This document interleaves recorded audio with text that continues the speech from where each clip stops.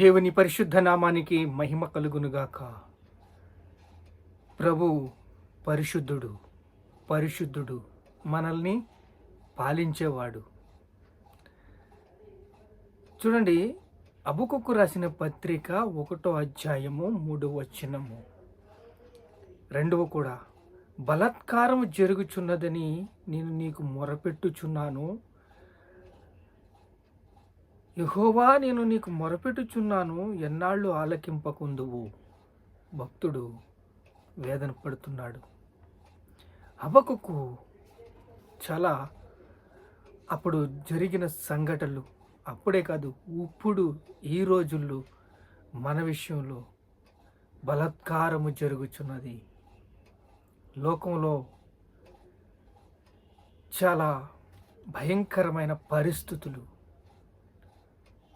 దుర్మార్గులు, దుష్టులు పేటరేగిపోతున్నప్పుడు అధికారాన్ని అడ్డం పెట్టుకుని అనేక రీతిలుగా మోసకరమైన కలహాలు, జగడాలు. చూడండి, నన్నెందుకు దోషము చూడనిచ్చుచున్నావు, బాధ నీవెలా ఊరికయే చూచుచున్నావు, ఎక్కడ చూచినా నాశనము, బలాత్కారం అగపడుచున్నది, జగడములు, కలహములు రేగుచున్నవి. ఎక్కడ మార్పు రాదా? ఇంకా లోకం మారదా? ఈ లోకాన్ని అన్ని జనులకి జీవార్థమైన మారు మనసు ఇచ్చావు కదా, అన్ని జనులు రక్షించమన్నావు కదా, సువార్త చెప్పమన్నావు కదా, సర్వలోకానికి వెళ్ళి సర్వ సృష్టికి సువార్తను ప్రకటించమన్నావు కదా అని అంటుంటే, రోమీయులు రాసిన పత్రిక 5వ అధ్యాయం 16వ వచనంలో అయితే, ఒకని అపరాధముల వల్ల అనేకులు చనిపోయిను. ఆదాము ఒక్కడి వల్ల, అవిధేయత వల్ల మనం అందరికీ మరణం వచ్చి పెట్టింది. వద్దు అని చెప్పింది తను చేశాడు. అలా చేయగానే మరణము ఒకని అపరాధము వల్ల, ఒకని అవిధేయత వల్ల మనందరికీ వచ్చేసింది. అలా వచ్చిన మరణాన్ని ఒక యేసుక్రీస్తు ద్వారా మనల్ని పరిపూర్ణము చేశాడు, పరిశుద్ధులుగా చేశాడు. పవిత్రతను ఆయన చేయమన్నదల్లా ఏంటి? యేసుక్రీస్తునందు విశ్వాసం ఉంచండి. నా కుమారుడు వస్తున్నాడు, నా కుమారుడు వచ్చినప్పుడు మీరు శిరస్సు వంచండి అని ఆయన చెప్తున్నాడు. ఒకరి అపరాధముల అనేకులు చనిపోయిను, మరియు ఎక్కువగా దేవుని కృపయు యేసుక్రీస్తు ఒక్క కృపచేతనైన దానము మనుష్యులు నీతిమంతులుగా తీర్చబడిన కారణమైన నీతి దానము పొందువారు జీవము గలవారై నిశ్చయముగా మరి యేసుక్రీస్తు ఒక్కని ద్వారానే ఏలుదురు. యేసుక్రీస్తు ద్వారా మనం ఏల్తామని ప్రవచనాలు చెప్పబడి ఉన్నాయి. బైబిల్ చెప్తుంది, నీతిమంతుడిగా తీర్చబడుతూ మనుషులు నీతిమంతుగా తీర్చబడుతున్నారు. యేసుక్రీస్తు రక్తముతో పవిత్రత, పరిశుద్ధత, కృప, నీతి దానముగా, కృపాదానముగా మనం పొందుచున్నాం. కృపాదానం మనందరికీ కలిగి ఉన్నది.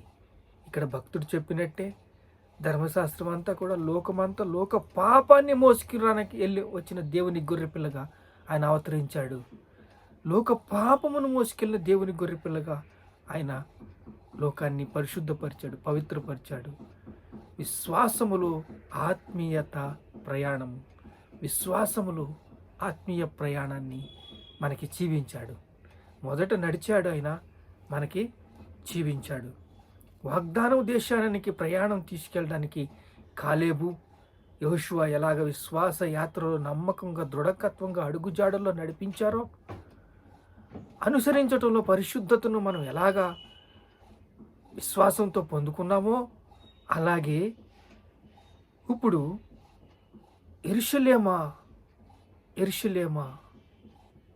యెరూషలేములాగా వైభవాన్ని మేము పొందుకుంటున్నాం. యెరూషలేము వైభవాన్ని పొందుకుంటున్నప్పుడు, యెరూషలేము అంటే ఎవరు? సంఘము, మనమే. మనందరినీ యెరూషలేమా అని పిలుస్తారు.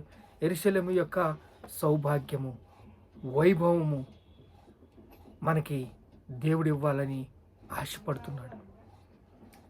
జనముల వెలుగు మీకు వస్తుంది, జనములు మీ వెలుగుకు వచ్చెదరు, రాజులు మీ ఉదయకాంతికి వస్తారు. రాజులు మీ ఉదయకాంతికి వస్తారు. నీకు వెలుగు వచ్చింది, లెమ్ము తేజరెల్లుము, యెహోవా మహిమ నీ మీద ఉదయించును. చూడుము, కటిక చీకట కమ్ముచున్నది, జనములు కటిక చీటిలో నడుచుచున్నారు. యెహోవా నీ మీద ఉదయించును, ఆయన మహిమ నీ మీద కనబడుచున్నది. ఇక్కడ కటిక చీకట అనేది చూస్తున్నాం కదా. కటిక చీకట జనమును కమ్ముచున్నది. పాపము ఒక్కొక్కరిని కమ్ముతున్నది. కానీ దేవుని వెలుగు ప్రకాశిస్తుంది. ఇక్కడ భక్తుడు చెప్పినట్టు, నన్నెందుకు దోషము చూడనిచుచున్నావు? బాధ ఊరకయే చూచుచున్నాను.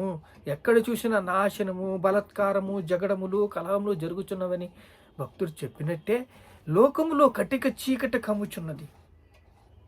లోకంలో కటిక చీకట కమ్ముచున్నది. జనములు కటిక చీకట్లో నడుస్తున్నారు, తడువులాడుతున్నారు, ఏమీ కనిపిస్తలేదు. నీకు వెలుగు వచ్చింది. నువ్వు యేసుక్రీస్తు బిడ్డవా? యేసుక్రీస్తుని నమ్ముకున్నావా? యేసుక్రీస్తులాగా రూపాంతరం చెందావా? నీకు వెలుగు వచ్చిన్నది. లెమ్ము, తేజరెల్లుము, యెహోవా మహిమ నీ మీద ఉదయించును. యెహోవా మహిమ నీ మీద ఉదయించును. యెహోవా మహిమ నీ మీద కనబడుచున్నది. దాసత్వం నుంచి బయటికి రా. దాసత్వం నుంచి విడుదల పొందుకో. పశ్చాత్తాపడు. యేసు రక్తం ప్రతి పాపము నుండి మిమ్మల్ని పవిత్రులుగా చేస్తుంది. హబక్కూకు రాసిన పత్రిక 2వ అధ్యాయం 2వ వచనంలో మనకు విడుదల. యెహోవా ఇలాగ సెలవిచ్చుచున్నాడు. దేవుడే చెప్తున్నాడు.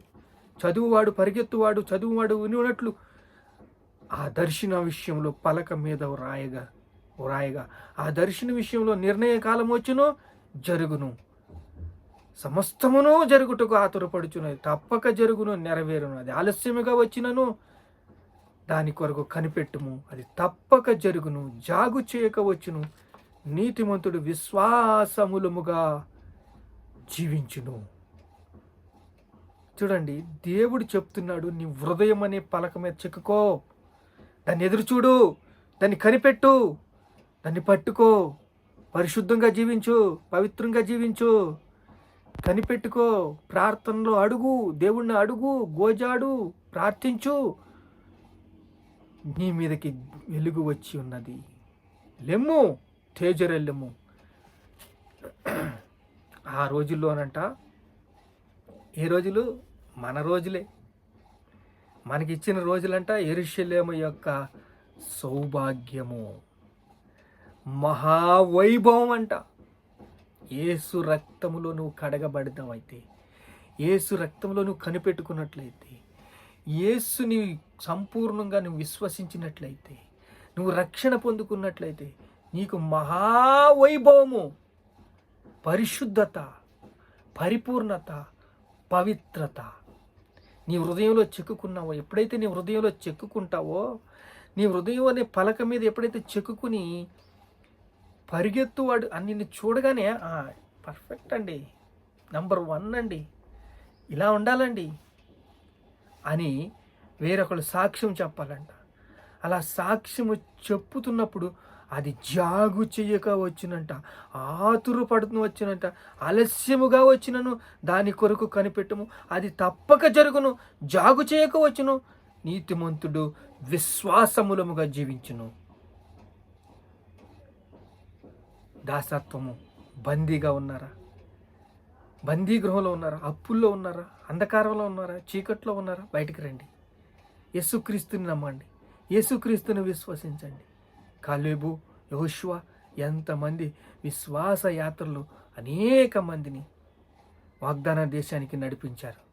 ఈరోజు దేవుని మాట విలువైంది, దేవుని మాట పరిశుద్ధమైంది, దేవుని మాట పవిత్రమైంది. దేవుడు అక్కడే ప్రభువులకి ప్రభు, రాజులకి రాజు, ఆయన పరిశుద్ధుడు, ఆయన యేసుక్రీస్తు. ఒక్క అపరాధముల వల్ల మనుషులందరూ చనిపోవాల్సి వచ్చింది. అక్కడ ఆర్డర్ పాస్ అయింది. ఆ ఆర్డర్ పాస్ అయినందుకు దేవుని కృప, యేసుక్రీస్తు ఒక్కని కృప చేతనే దానము, మనుష్యులు నీతిమంతులుగా తీర్చబడే కృప మనందరికీ వచ్చింది. ప్రార్థన చేసుకుందాం. మహాపరిశుద్ధుడైన తండ్రి, యెహోవా నీ మీద ఉదయించుచున్నాడు, ఆయన మహిమ నీలో కనపడుచున్నది. యేసయ్యా మీకు స్తోత్రాలు, స్తోత్రాలు, స్తోత్రాలు. మమ్మల్ని జ్ఞాపకం చేసుకున్నారయ్యా. మమ్మల్ని బలపరిచారయ్యా, మమ్మల్ని స్థిరపరిచారయ్యా. మా హృదయంలో హృదయం అనే పలకలో మేము రాజుకునేలాగా దాన్ని కనిపెట్టుకుని ఆలస్యముగా వచ్చిన దర్శన విషయంలో అది జాగు చేయక వచ్చును, అది రానే వచ్చును, వస్తుందయ్యా. స్తోత్రాలు స్తోత్రాలు స్తోత్రాలు. ఘనత మహిమ ప్రభావాలు మీకే చెల్లిస్తున్నావు తండ్రి. ఆమేన్ ఆమేన్.